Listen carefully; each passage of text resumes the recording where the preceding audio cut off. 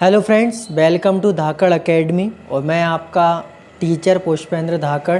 Subject क्या होते हैं?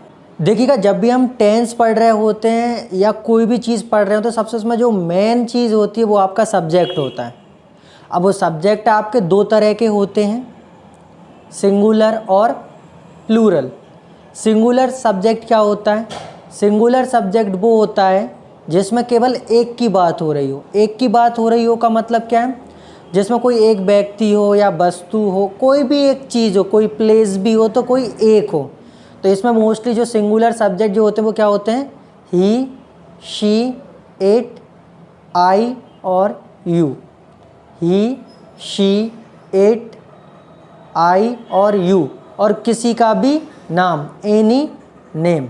कोई भी नाम को भी हम सब्जेक्ट कहेंगे, सिंगुलर सब्जेक्ट कहेंगे। एक कोई किसी भी एक व्यक्ति का नाम होना।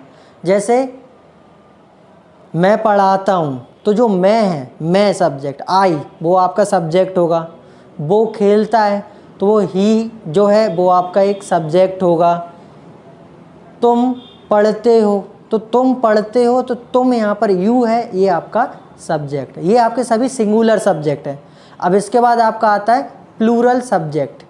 प्लूरल सब्जेक्ट क्या होते हैं? ऐसे सब्जेक्ट जो एक से ज़्यादा, मोर देन वन का हमें क्या कराएं? बोध कराते हैं, उसको हम प्लूरल सब्जेक्ट कहेंगे। इसमें क्या आएगा आपका? वी और दे, और बाकी जो भी मोर देन जो भी प्लूरल चीज़ें होती हैं, जैसे बहुवचन जो होंगे, जैसे वॉय का, वॉइस, एक से ज़्यादा का बोध होना, वो सभी क्या कहलाएंगे? आपके प्लूरल कैटेगरी में आएंगे। अब जब हम इंग्लिश पढ़ रहे होते हैं तो सबसे पहले मैंने आपको कहा है कि आपको टेंस आना चाहिए। तो टेंस में सब्जेक्ट का ही सबसे ज़्यादा महत्व है और ज़रूरी भी यही है। तो इसमें मैं आपको ना जो सब्जेक्ट है इनको मैं दो कैटेगरी में डिवाइड करूँगा, ग्रुप 1 और ग्रुप 2।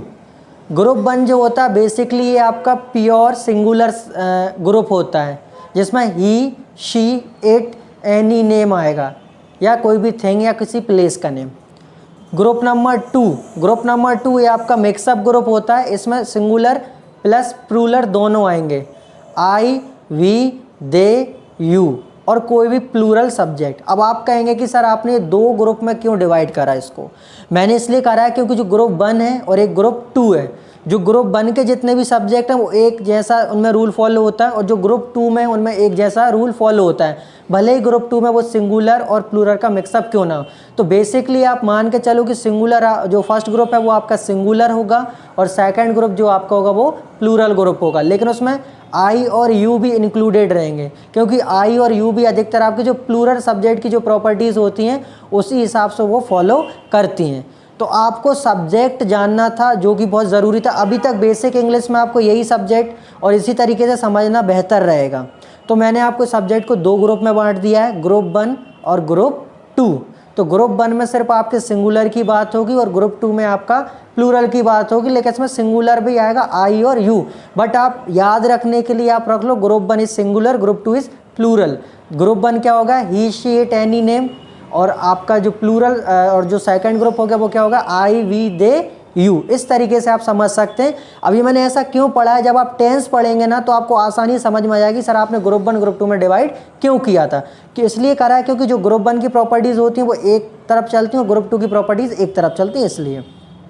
तो इसी के साथ आपका ये सब्जेक्ट था वो आपका फिनिश हो गया।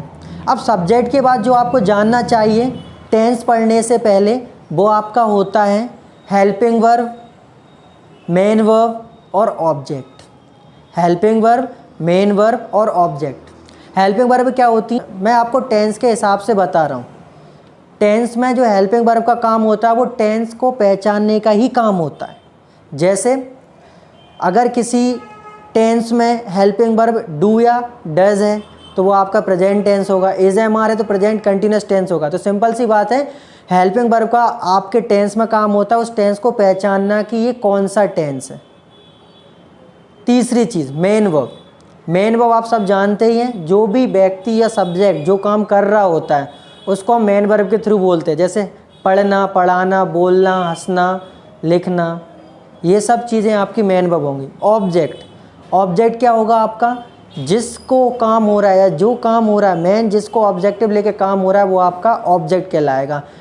जैसे मैं एक सेंटेंस ले लेता हूँ, I am reading book, I am reading book. तो आई क्या है आपका, आई आपका सब्जेक्ट है, एम जो आपका है वो आपकी हेल्पिंग वर्ब है, और रीडिंग ये आपका मेन वर्ब है, और जो बुक है वो आपका ऑब्जेक्ट है। तो ये आपको मेन चीज़ जानना रहता है, तो इसमें मैंने सब्जेक्ट के साथ ये आपको एडिशनल इन्फॉर्मेशन दी है।